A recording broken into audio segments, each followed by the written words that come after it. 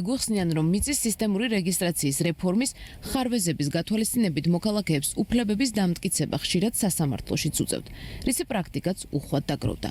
ადვოკატი ბონდო ყიფიანი გვიყვება, რომ პროცესში მთავარი პრობლემა მიწის ნაკვეთის რეგისტრაციისთვის საჭირო დოკუმენტაციების მოძიება, რაშიც სახელმწიფო უწყებები ხშირ შემთხვევაში მოქალაქეებს ნაკლებად ეხმარებიან. მისი თქმით, სახელმწიფოს საკუთრების სრული დოკუმენტაცია სისტემატიზებული არ აქვს, რაც მოქალაქეებს და რეფორმას მნიშვნელოვნად აზარალებს. და თუ შენი სურვილი არის, რომ რეალური მესაკუთრე დაადგინო და მე მაქვს პირობითად ხარვეზიანი დოკუმენტი, ხო შეგიძლია ამასთან ერთად გამოიყენო შენ ბაზაში არსებული მონაცემები და გადაწყვეტილება მიიღო ამის საფუძველზე და ყოველ ჯერზე, როცა შენ შეგიძლია საქმე დაასრულო შენთან, ადამიანები არ გაუშვას სასამართლოში. არ შეიძლება, რომ ერთ და იგივე მოცემულობაში კერძო სექტორი ეძებდეს რაღაც მასალას და იგივე მასალას ვერ პოულობდეს სახელმწიფო. ესე იგი, ან ხარვეზი გაქვს, ან არასათანადო კადრები ყავს, ვინც ვერ ახერხებს ამის მოძიებას, ან უბრალოდ არ გინდა ამის მოძიება.